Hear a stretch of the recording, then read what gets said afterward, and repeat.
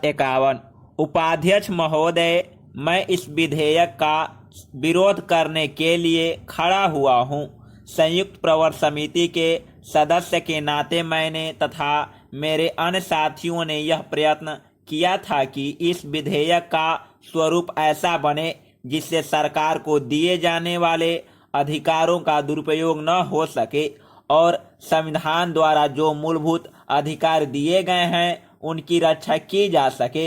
लेकिन हमें इसमें सफलता नहीं मिली। संयुक्त प्रवर समिति को एक गधा सौंपा गया था और समिति का काम था उसका घोड़ा बनाना, लेकिन परिणाम यह निकला है कि वह खच्चर बन गया है। अब गृह मंत्रालय का भार होने के लिए तो खच्चर ठीक है, लेकिन अगर गृह मंत्री यह समझते हैं कि खच्चर पर बैठकर राष्ट्र की सर्वप्रभुता और अखंडता की लड़ाई लड़ लेंगे तो मेरा उनके साथ विनम्र मतभेद है।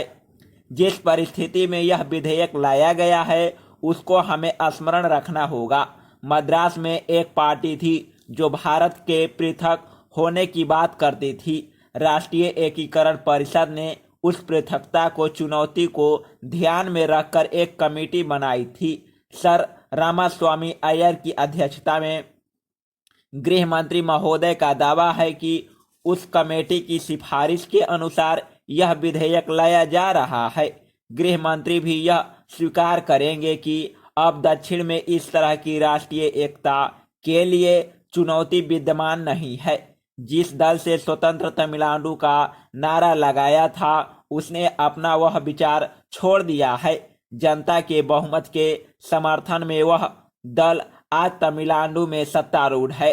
अब गृह मंत्री महोदय के सामने कौन सा संकट है जिसके निवारण के लिए वह यह असाधारण अधिकार लेना चाहते हैं। जहां तक बागी नागाओं का सवाल है जो भारत से पृथक होना चाहते हैं, उनके साथ भारत सरकार वार्ता कर रही है और संसद को कहा जा रहा है कि सरकार को ऐसे अधिकार दिए जाए जिनके अंतर्गत ऐसे तत्वों के खिलाफ कार्यवाही हो सके।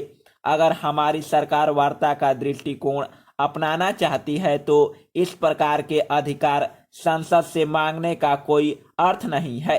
कहा जाता है कि आपातकाल की स्थिति समाप्त हो रही है, केवल सीमा प्रदेशों में वह स्थिति बनाए रखी जाएगी और शेष भारत में अब आधारभूत अधिकारों को उपयोग करने और अगर उन पर आक्रमण होता है तो सर्वोच्च न्यायालय में जाने का अधिकार नागरिकों को वापस मिल जाएगा। इसलिए मेरा निवेदन यह है कि मंत्री जी इस विधेयक को पास ले